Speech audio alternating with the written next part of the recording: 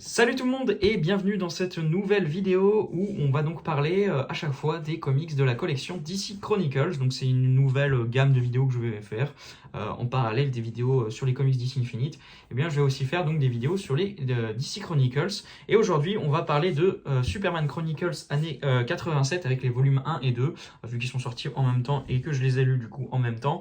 Écoutez, on va parler des deux volumes dans cette même vidéo. Voilà. Globalement, donc les DC Chronicles, le principe, je réexplique vite fait, c'est tout simplement de vous publier sur une année tous les récits qui ont été publiés sur un personnage.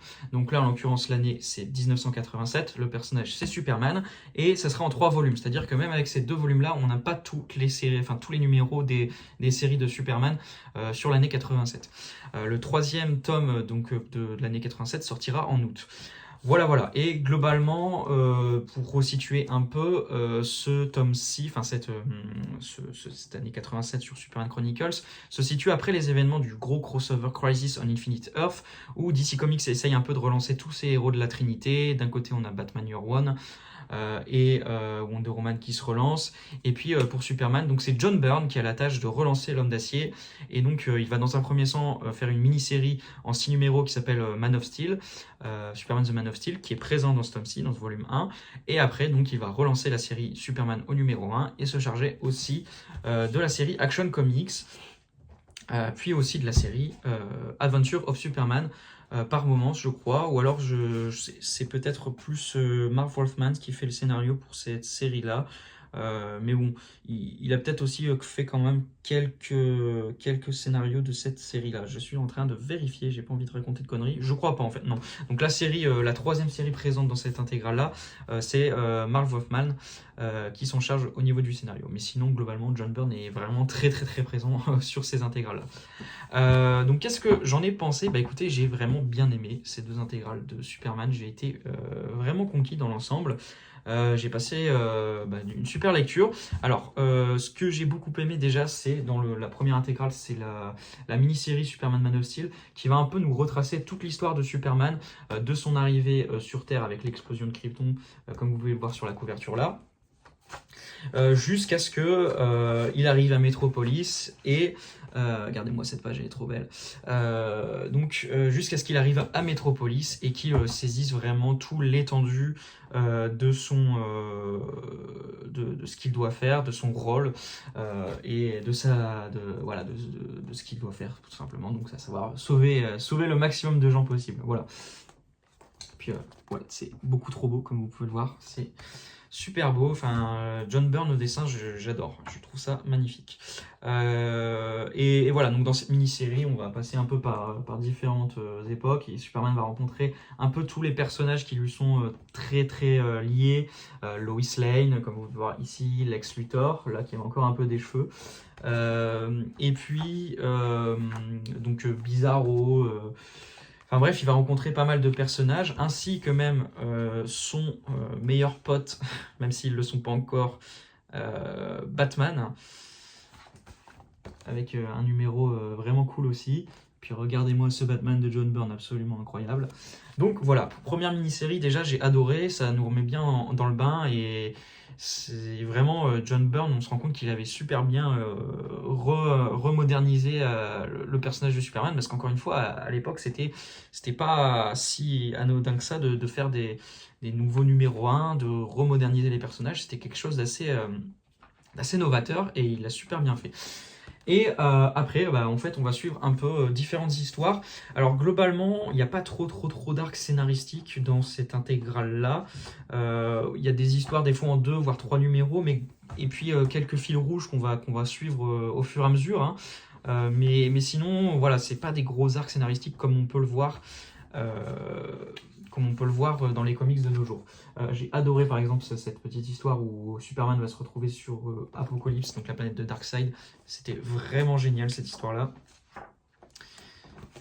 Ça rappelle un peu, au début ça m'a un peu rappelé ce que faisait Philip Kennedy Johnson avec le War World, où Superman essaye un peu de monter une rébellion sur Apocalypse. Regardez-moi cette page, oh là là, c'est incroyable. Où là on a tous les néo-dieux et donc la planète de Darkseid. Donc le 4e monde, moi c'est vraiment un truc que je kiffe dans l'univers d'ici, je trouve ça hyper intéressant. Et ouais, j'ai adoré ces 3 chapitres-là.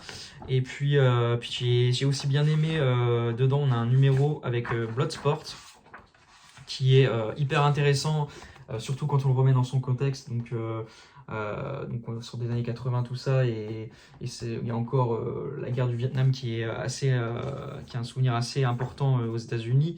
Et donc voilà, donc c'est un numéro qui va vraiment assez critique là-dessus et que j'ai trouvé hyper intéressant avec le personnage de Bloodsport. Donc James Gunn a utilisé dans son The Suicide Squad. Bon là il est un peu différent, hein, clairement au niveau de la caractérisation, tout ça.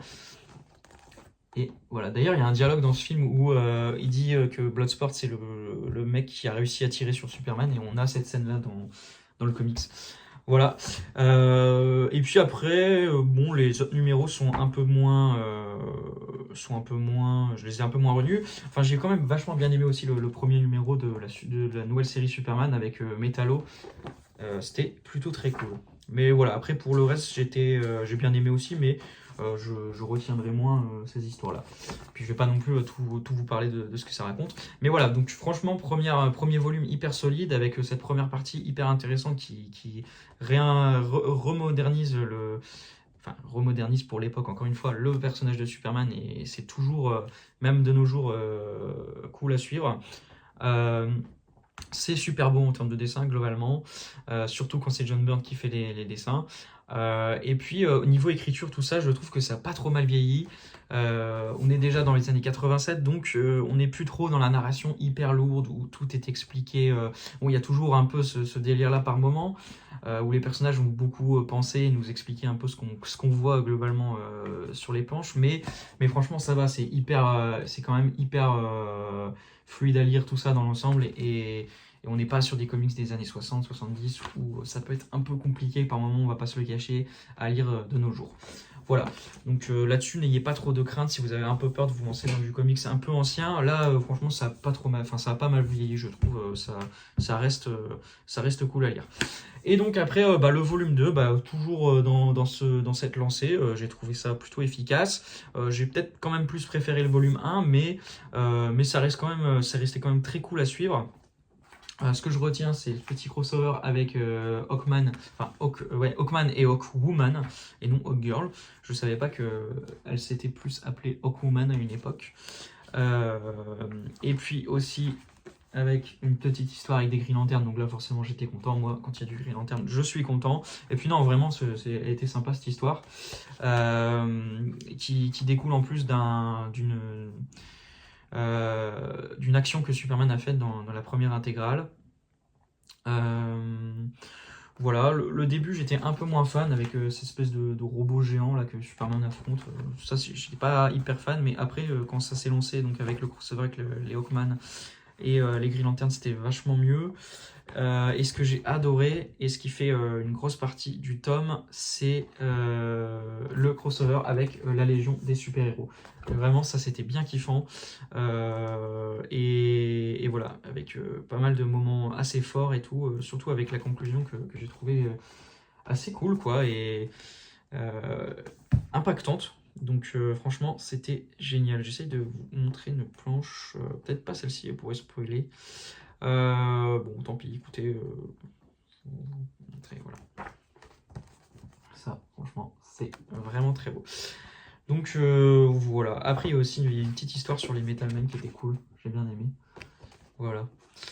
Donc franchement, dans la lancée de la première intégrale, je pense que si vous voulez juste tester déjà le premier volume pour voir ce que vous en pensez, et que vous avez aimé celui-ci, vous pouvez continuer. Ça, c'est clairement c'est les mêmes équipes en fait, donc vous ne serez pas déçus. Et voilà. Par contre, si vous n'avez pas accroché le volume 1, vous accrocherez pas le volume 2, je pense. Encore une fois, c'est vraiment le même délire, la même approche sur le personnage, donc voilà. Donc voilà, en conclusion, hein, franchement, moi, mon premier pas dans la collection Chronicles qui se passe, bah écoutez, plutôt très bien. Je suis très curieux de ce run, j'ai bien aimé, c'est un vrai plaisir. Ce que fait John Byrne sur le personnage est vraiment intéressant et je trouve qu'il écrit super bien le personnage de Superman et il a vraiment capté l'essence du personnage et son côté vraiment iconique et inspirant que le personnage doit avoir selon moi. Donc franchement, pour moi c'est du tout bon. Je vous recommande vraiment très chaudement ces deux Superman Chronicles. Encore plus si vous êtes fan du personnage, vous allez kiffer globalement je pense. Voilà, et j'attends le volume 3 avec plutôt impatience, je vous cache pas. Et puis on pourra comme ça former cette petite frise. Parce que en fait, c'est la petite particularité de ces éditions-là. Il y a une frise en fait qui se forme au fur et à mesure des années. Donc c'est plutôt très cool. Ça fait beau dans une bibliothèque, on va pas se le cacher. Voilà, voilà. Donc c'est tout pour cette vidéo. Et au niveau du planning pour les futures vidéos Chronicles, eh bien ça sera normalement sur la GSA Chronicles. Et là pareil, je parlerai des deux intégrales qui seront sorties à ce moment-là. À savoir donc l'intégrale de l'année 99 et l'année 2000. Parce que du coup, même si je l'avais acheté avant, j'ai préféré commencer par les Superman Chronicles. Et je pense que j'attaquerai les deux intégrales quand les deux seront dispo, donc en juin. Donc voilà, ça sera ça. Et puis après, on parlera aussi de Flash Chronicles, bien évidemment, que j'attends vraiment beaucoup. C'est l'intégrale que j'attends le plus parce que ça va publier le run de Mark Waid sur le personnage. Et ça, c'est quelque chose que on attendait beaucoup chez Urban. Donc vraiment très curieux. Et en plus, ça sort vraiment à la bonne période avec le film Flash qui sortira chez nous en juin. Voilà, donc ce sera ça pour le programme. Et puis, écoutez, sinon il y aura d'autres vidéos en parallèle, bien évidemment, où je parlerai de plus de comics plus actuels. Plus actuels dans le sens, pas de sortie chez Urban, mais plus actuel au niveau de la continuité, tout ça, vous avez compris. Voilà, donc écoutez, on se dit à la prochaine pour une autre vidéo. Et puis d'ici là, prenez soin de vous et à plus tout le monde.